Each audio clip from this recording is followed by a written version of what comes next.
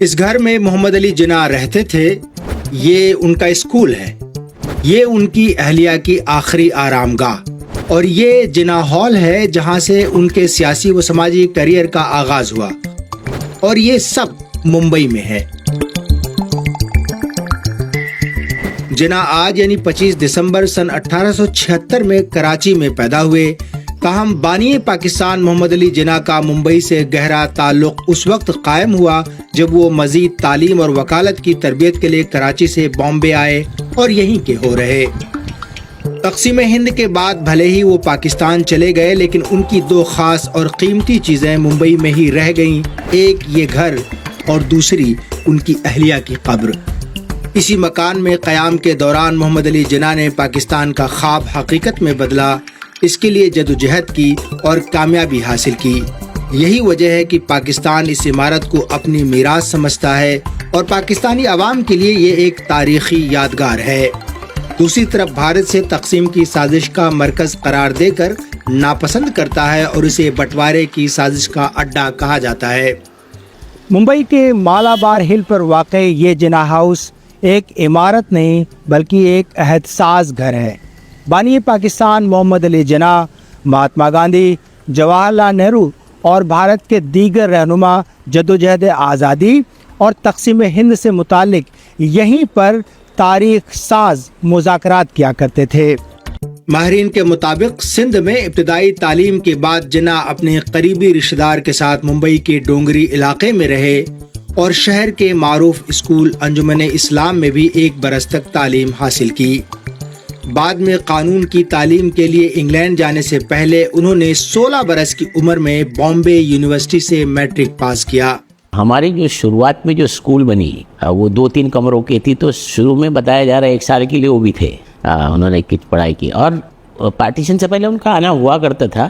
بلکہ میرے خیال سے 1942 میں پارٹیشن سے پہلے ایک اسکول کا کچھ تو فنکشن تھا, اس میں بھی آئے تھے.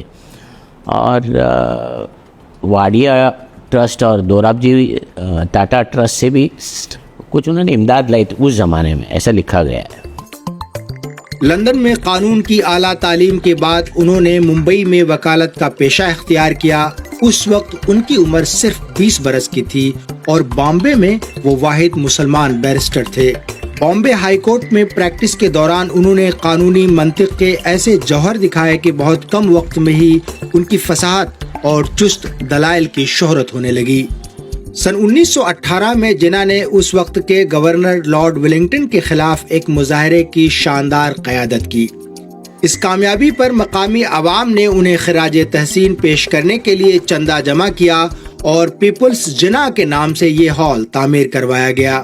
اس طرح اسی شہر میں ان کے سیاسی کیریئر کی بنیاد پڑی.